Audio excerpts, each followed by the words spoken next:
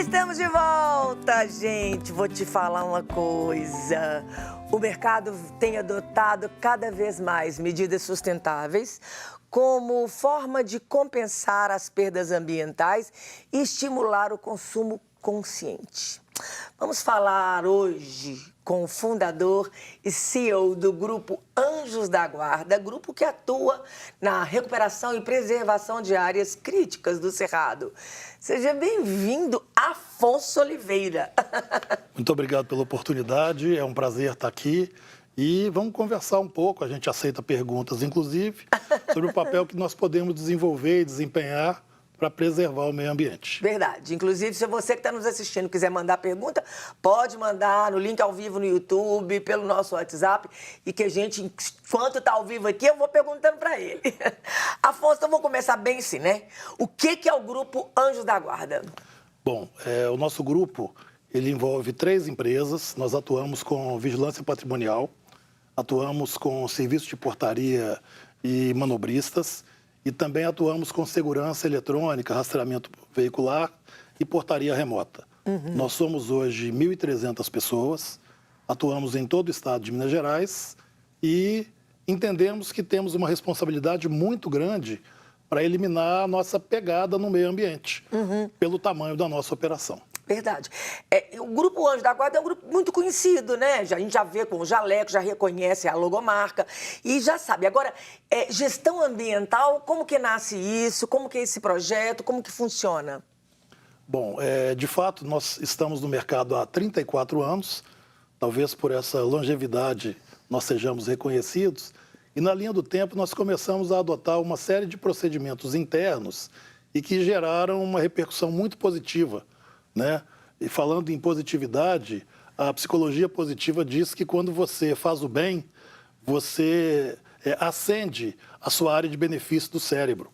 Então, você ajuda e é ajudado simultaneamente. É verdade, a gente estava entrevistando aqui antes, de outra forma ele falou a mesma coisa, né? Quando a gente faz, o primeiro a ser ajudado somos nós, né? Perfeito. E é isso mesmo, quando a gente semeia, a primeira pessoa que vai se beneficiar daquela semente, muitas vezes não colhe, mas somos nós mesmos.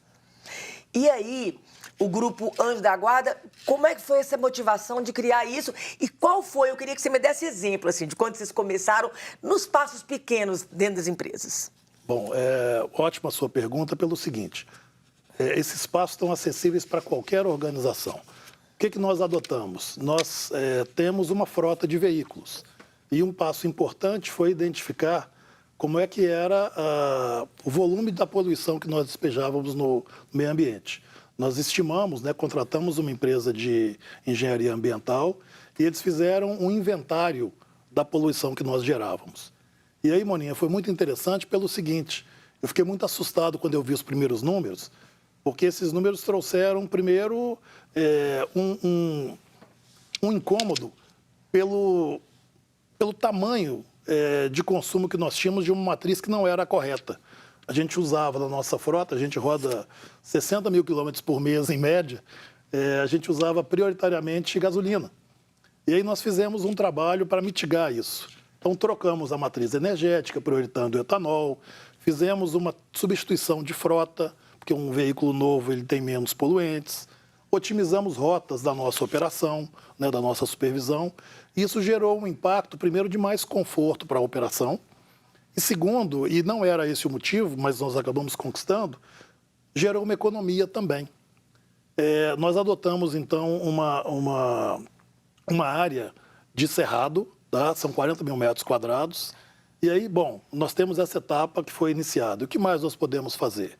O que mais que nós geramos com a nossa operação? Nós criamos uma reengenharia para que nós pudéssemos reciclar nossos uniformes após o uso.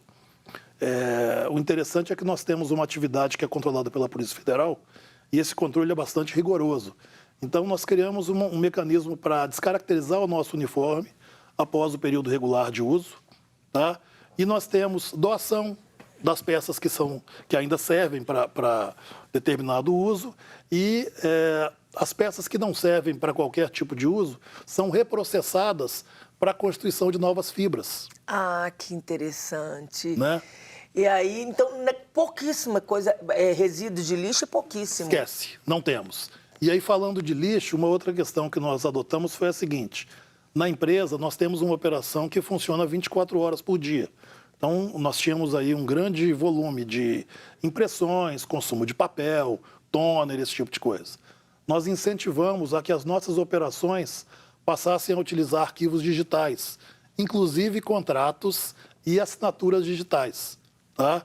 O resultado disso foi mais conforto para a operação, facilitou a questão de alocação desses documentos em arquivos, né? Claro. A facilidade de transmitir esses documentos, porque, como eu disse, nós temos operação em todo o estado e, de novo, nós somos premiados também pela facilidade dessa operação e por ter uma economia financeira. Verdade, os armários ficam mais vazios, não tem mais tanto. Agora, deixa eu te fazer uma pergunta. Esses contratos assinados online, né, de forma online, as pessoas não se sentem inseguras? Não. Na realidade, você tem empresas cujo padrão de assinatura tem valor legal. Tá? Nós, inclusive, usamos em determinados contratos o próprio Serpro, né? Então, você tem isso com tanta fidelidade de informação e de segurança quanto um documento que você teria eventualmente reconhecido firma. Né? E aí, nessa esteira, uma outra questão que nós adotamos foi a seguinte. Como eu disse, nossa operação funciona 24 horas por dia. Então, o prédio em que funciona a nossa matriz, que é em Belo Horizonte, adotamos lá uma série de medidas também para proporcionar maior conforto para o nosso time e também para diminuir nossa pegada. Exemplo? Então, nós temos, por exemplo, energia fotovoltaica, né? Porque quando você utiliza uma energia de fonte limpa, e aí nós utilizamos a fotovoltaica, e aonde nós não conseguimos... Que abate também na luz no final do mês? Exatamente. Na realidade, você tem um medidor que funciona nos dois caminhos.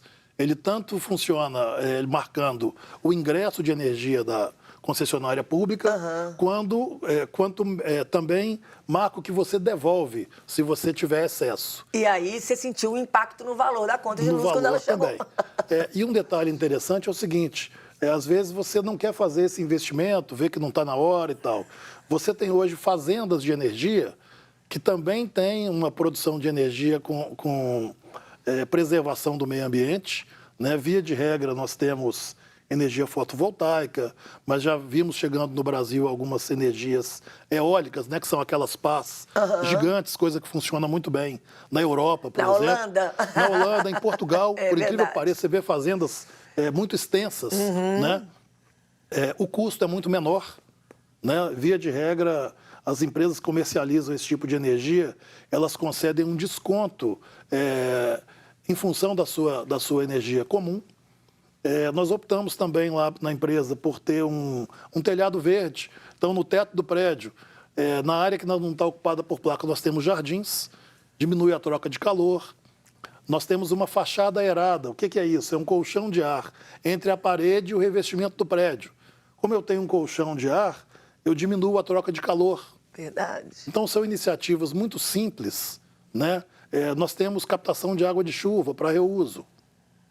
Né? Essas iniciativas estão ao alcance de qualquer empresa, qualquer organização, e elas geram um impacto muito bacana. É interessante, Afonso, que você vai falando, é um caminho sem volta, né? Porque quando começa com vocês descobrindo o tanto que poluía. Ficou assustado com aquilo, vamos tentar minimizar isso, amortizar isso. E uma coisa foi puxando a outra. A ponto de vocês hoje, você fala do Cerrado, que vocês hoje têm um espaço que vocês cuidam. Exatamente. Queria que você falasse disso, uma ONG. Uma ONG que tem operação no Norte de Minas, e nós fazemos um aporte financeiro para que 40 mil metros quadrados dessa área estejam cuidados, estejam preservados. Né? É interessante que o Cerrado talvez seja floresta de cabeça para baixo, né? Que mais sofra no país. Né? E a contribuição que ela tem em termos de bioma, de preservação, das espécies, são, assim, gigantes. Né? Então, merece realmente todo o nosso cuidado e toda a nossa atenção. Verdade, maravilhoso isso. Essa parceria é uma parceria com a Save Cerrado. Então, quem quiser entender um pouco mais desse projeto, pode consultar na página deles na internet, né? E realmente abraçar a causa, né? Eu gosto muito de uma historinha do vestido azul. Tá? O vestido azul, ele remete ao seguinte: uma criança muito linda ia para a escola, mas ia mal arrumada, cabelo desalinhado, suja, e uma professora resolveu dar para ela de presente um vestido azul. E ela voltou para casa muito bonita com seu vestido e a mãe compreendeu o seguinte: minha filha linda com esse vestido azul, mas ela está com banho mal tomado, ela está com cabelo sujo, e deu um banho caprichado, cortou as unhas e tal. E aí o marido falou: opa, minha filha está aqui linda, toda arrumadinha, com unha cortada, e minha casa está mal cuidada. Ele pintou a casa, ele cuidou do jardim, e aí o vizinho ficou um pouco incomodado, falou: meu vizinho está aqui, tem a filha linda, e eu estou aqui na minha casa, a casa do vizinho está pintada e a minha não. E aquilo reverberou de uma forma muito positiva. O resultado, a rua abraçou esse projeto, o bairro abraçou esse projeto, a cidade abraçou o projeto e as autoridades acordaram para a possibilidade de que eles também pudessem fazer mais. Então, você vê que são gestos muito pequenos, muito simples, mas que tem uma repercussão muito grande. Verdade. Né? Você percebe isso na sua empresa quando você começou a colocar o vestido azul na empresa? Vamos colocar o vestido azul nos carros. Isso foi impactando todo mundo, porque as pessoas começam a se sentir incomodadas mesmo. Como Percebo. é que todo mundo faz reciclagem de material e eu estou gastando folha, imprimindo e gastando tinta e gastando tudo, né? Percebo, e você sabe que tem uma passagem interessante que envolve vocês, inclusive. Minha mãe morou comigo. Pode emocionar, não? Pode, aqui minha mãe da piedade é para isso mesmo. E ela costurou durante boa parte da vida e eu levei uniformes para ela que só era brincar, fazer uma peça ou outra, e ela reclamou. Falou: Fon, essa marca sua é difícil de tirar. A marca era bordada diretamente na manga da camisa. É muito difícil de tirar, tirar o bolso, o bordado, e tal, desmanchar. Olha meu dedo como é que tá. E aí, falei: a senhora tem razão. E aí eu conversei com um fornecedor nosso, falei: aqui, como é que eu faço para melhorar esse processo? Ele falou: você pode não aplicar o bordado diretamente na peça.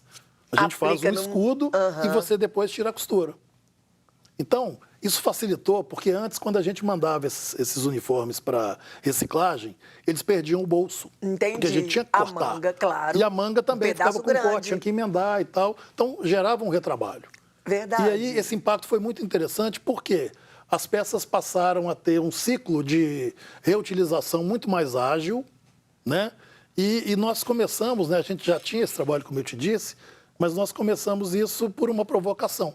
Maravilhoso. Né? Eu tenho um amigo que diz que tudo comunica, né? E de fato, em todas as instâncias, né, você vê que o seu gesto, a sua ação tem repercussão. Maravilhoso, né? Isso é isso mesmo. A gente tem uma responsabilidade muito grande. Eu gosto muito de uma frase, e menciono sempre uma frase do Mário Sérgio Cortella, que fala do capricho. E o que é o capricho? No conceito dele, e eu abraço essa ideia, capricho é você fazer o seu melhor na condição que tem, enquanto não tem condição de fazer melhor ainda. Verdade. Então você faz o seu ciclo, você vai projeta... fazendo o seu melhor sempre. E aí, aquilo é autorregenerativo. Verdade, todo Olha mundo caminha junto, é maravilhoso. Todo mundo ganha com isso. Né? Ah, maravilhoso. Eu ficaria a manhã inteira conversando com ele aqui, gente. Olha que conversa mais agradável. Mas nosso tempo já, né? Olha só, tá aqui na tela o Instagram, @Anjos da Guarda Oficial, o site anjosdaguarda.com.br. Afonso, de tudo que a gente falou, tem alguma coisa que você gostaria de deixar frisado, ou que a gente não tenha falado, ou suas considerações finais? Bom, na realidade, o que eu queria era convidar quem está nos assistindo a também adotar pequenas práticas no seu dia a dia, dentro do seu nível, dentro da sua percepção. Todos vão ganhar. E se você quiser saber um pouco mais sobre o nosso trabalho, na página da empresa na internet você encontra os projetos que nós participamos e as ações que nós desenvolvemos. Estamos inteiramente à vontade para lhes atender lá. Queria te agradecer novamente o convite, tá? E a oportunidade de falar um pouco do que a gente realmente gosta de fazer. Entendi. Maravilhoso, então. Afonso, muito obrigada da sua presença aqui no Manhã da Piedade. Deus abençoe muito o trabalho de vocês mesmo. Estamos à disposição para o que vocês precisarem. Ele tem abençoado todos os dias, pode ter certeza. Muito obrigado. É isso, gente. Olha, e hoje eu nem vou por lá de lá para fazer a reflexão do Evangelho do dia, porque o nosso tempo já estourou. Mas lembrando, hoje é dia de Santo Antônio, o Evangelho de hoje, ele vai falar assim: se seu irmão te bater na face, oferece a outra. Se te puxar a túnica, dá a outra. Se te pedir para andar 1 quilômetro, anda 2 quilômetros. É isso. E a gente não mede o amor, sabe, gente? O que o Senhor fala é: não resista ao malvado. A palavra do Senhor é para que a gente não resista, para que a gente largue para lá. Vamos caminhar no amor. Deixa que o justo juiz é Ele, não somos nós. Ele é o juiz e Ele é o justo juiz. Isso é que é o melhor.